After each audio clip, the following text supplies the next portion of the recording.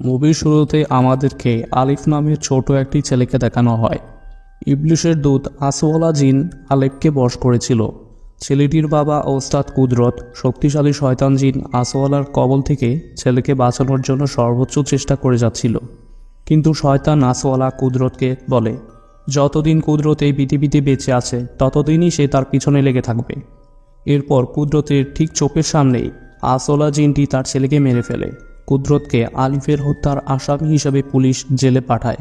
এ সময় শয়তান জিন আসওয়ালা সেই জেলের অফিসারকে বশ করে কুদরতকে আঘাত করে মেরে ফেলার চেষ্টা করে।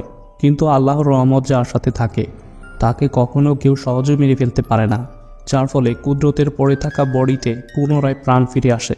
তারপর কুদরত তার গ্রাম পিসান্ট্রেট কাহুরি পনে চলে আসে। গ্রামে জিহান নামের একটি মেয়েকে শয়তান জিন বশ করে রেখেছে। গ্রামবাসীরা বেশ ভয়ে ভয়ে ছিল, তবে কেউ ওস্তাদের সাহায্য নিতে চায় না। সকলে চোখের সামনে মেয়েটি মাথায় আঘাত করে নিজেকে মেরে ফেলে। কতটা হৃদয় বিদারক দৃশ্য ছিল এটি।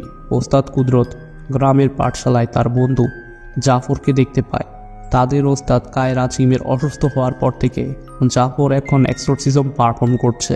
এদিকে ইয়াসমিন ও তার ছেলে আলিফ ও মেয়ে আশাকে দেখানো হয়। ইয়াসমিন রাতের খাবার শেষে ছেলেকে ঘুমোতে যেতে বলে, কিন্তু আলিফ তার মাকে বলে সে এখন তার বাবার সাথে খেলতে যাবে। এটা শুনে ইয়াসমিন বেশ চমকে যায়, কেননা ইয়াসমিনের স্বামী অনেক আগেই মারা গিয়েছিল। ইদানিং ইয়াসমিন লক্ষ্য করে তার ছেলে আলমারি খুলে কারোর সাথে কথা বললে। পরের দিন আশার সাথে ইয়াসমিন আলিফের আলমারি খুলে কথা বলার বিষয়টি ডিসকাস করছিল। তখন হঠাৎ তারা আলিফের চিৎকার শুনে তার রুমে যেতেই কিছু একটা তাদের দিকে হুইল চেয়ার ছুড়ে দেয়। আলমারির সামনে তারা আলিফকে পড়ে থাকতে দেখতে পায়। ইয়াসমিন লক্ষ্য করে তার ছেলের আচরণ বেশ পরিবর্তন হয়ে গেছে। সন্ধ্যায় ইয়াসমিন ও আশা বাড়িতে আলিফকে খুঁজে পাচ্ছিল না।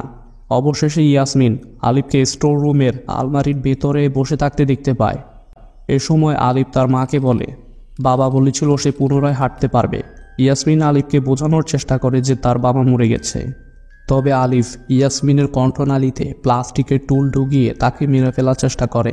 ইয়াসমিন কোনোভাবে আলিফকে ধাক্কা দিয়ে স্টোর রুমের দরজা লক করে ওস্তাদ জাফরকে আনার জন্য ছুটে যায়। ইয়াসমিন সেখান থেকে যাওয়ার আগে তার মেয়ে আশাকে দরজাটি খুলতে নিষেধ করে। অপরদিকে জাফর তখন বাড়িতে ছিল না, তাই ইয়াসমিন কুদরতকে বলে তার ছেলে আলিফকে বাঁচানোর জন্য। কিন্তু কুদরত এক্সোরসিজম করতে রাজি ছিল না। ইয়াসমিনের শেষবারের অনুরোধে আলিফের নাম শুনতেই কুদরতের তখন তার নিজের ছেলের কথা মনে পড়ে যায়। এই জন্য কুদরত পুনরায় এক্সোরসিজম করতে রাজি হয়। আশা কখনো বার্থডে কেক কাটেনি বলে আলিফ সেটিকে কাজে লাগানোর সুযোগ নেয়। আলিফ আলমারির সামনে আশাকে আসতে বলে। আশা কোনো কিছু না ভেবেই আলমারির সামনে চলে আসে। এ সময় আলিফ আশাকে আলমারির ভেতরে টেনে নিয়ে আসে। আশা তখন হ্যালোসিনেশন করতে থাকে। সে দেখতে পায় বার্থডে কেকের কাছে তার জন্য বাবা ও পুরো পরিবার দাঁড়িয়ে আছে। আশা কেক কাটতেই সেটির ভেতর থেকে রক্ত বের হচ্ছিল। এখানে আসলে আশা তার হাতের কিছু অংশ কেটে ফেলেছে। ইয়াসমিনের গলার আওয়াজে আশা রিয়েল লাইফে ফিরে আসে। ঠিক তখন আলিফ ছুরি দিয়ে অ্যাটাক করতে আসলে কুদরত বুঝতে পারে কোনো শয়তান জিন ছেলেটিকে বশ করেছে।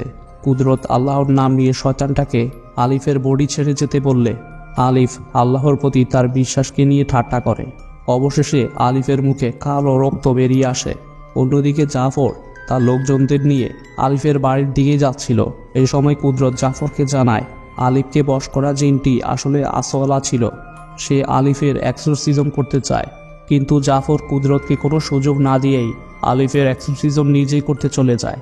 পরের দিন কুদরতকে জিহানের বাবা বলে ধর্মের নামে জাফর গ্রামবাসীর সম্পদে নিজের ভাগ তৈরি করেছে, এমনকি সে জিহানের মৃত্যুর সময়ও নিজের লাভ দেখেছিল। কুদরত বুঝতে পারে গ্রামে কিছু একটা ঘটছে। সেটি জানার জন্য সে জাফরকে জিজ্ঞাসা করে আলিফকে ভালো করার জন্য সে ইয়াসমিনের কাছে কোনো সম্পদ চেয়েছিল কিনা। জাফর বুঝতে পারে কুদরত হয়তো তার ধোঁকাবাজি ধরে ফেলেছে, তাই জাফর কুদরতকে গ্রাম ছেড়ে চলে যেতে বলে।